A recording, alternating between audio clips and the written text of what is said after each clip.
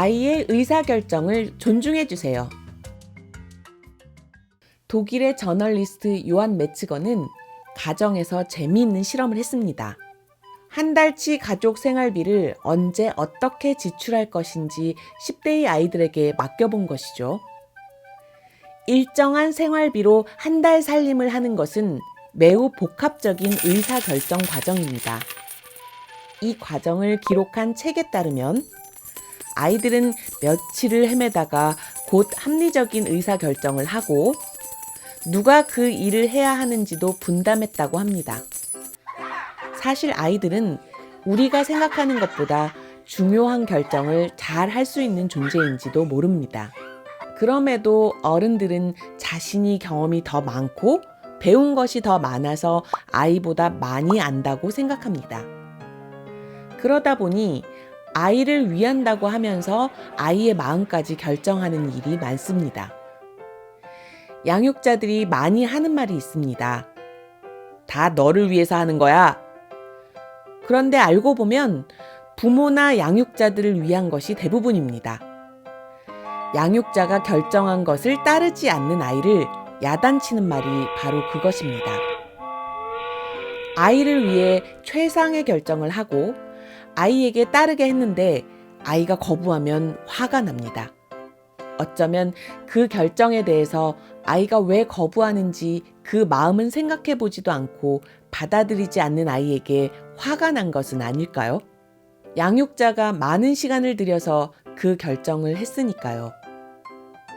이렇게 보면 결국 아이를 위한 결정이 아닌 경우가 많습니다. 어떻게 해야 할까요? 자녀 양육 방식 중에 헬리콥터형과 인공위성형이 있습니다. 낮게 날아다니는 헬리콥터에 비유한 헬리콥터형은 아이 옆에서 온갖 것을 챙기면서 대신 의사결정을 하는 경우를 말합니다. 반면 인공위성형은 멀리 떨어져 있으면서 무슨 문제가 생기지 않는지 관찰하며 위기 상황이 생길 때 챙기는 경우를 말합니다.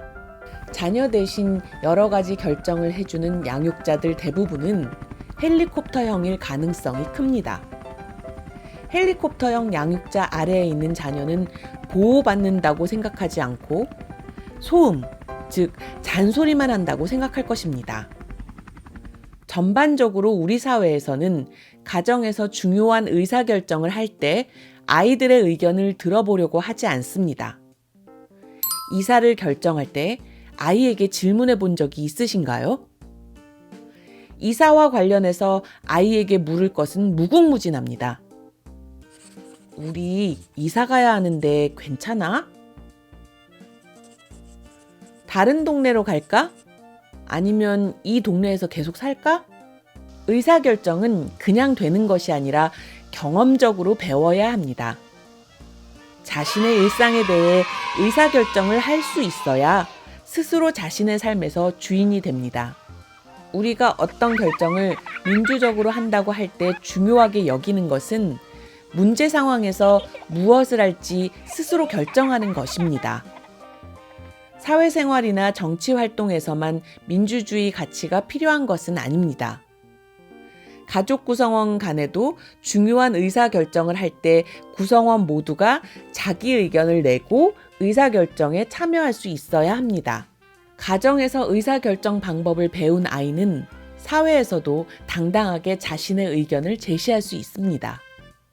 진정한 주권자가 되는 거죠. 아이에게 많은 것을 물어봐 주세요. 아이에게 해야 할 일을 마쳤는지 다그치면서 확인하는 질문이 아니라 사소하더라도 의견을 묻는 질문을 해주세요. 우리 이제 밥 먹을까? 저것에 대해 어떻게 생각해? 학교에서 너의 어떤 것을 결정해달라고 우리에게 묻는데 넌 어떻게 생각해? 이런 질문들이 아이 스스로 결정권을 갖도록 돕는 것입니다. 아이의 의견 표명권과 자기 결정권은 양육자와의 관계 속에서 학습됩니다. 가능한 아이와 관계된 것은 아이에게 물어보고 결정하고 그러기 힘들면 아이가 원하는 대로 하지 못하는 이유를 설명해 주세요. 아이를 자기 삶의 주인공으로 만들고 싶다면 자신의 삶에 대하여 스스로 결정하는 경험을 갖게 해야 합니다. 그리고 그것은 아이가 존엄한 한 인간으로서 갖는 당연한 권리이기도 합니다. 아이의 자기 결정권을 인정하고 가족의 일에 참여할 권리도 인정해 보세요. 아이 삶의 진짜 주인은 양육자가 아니라 바로 아이들이라는 것을 인정해 봅시다. 그리고 아이를 믿어주세요.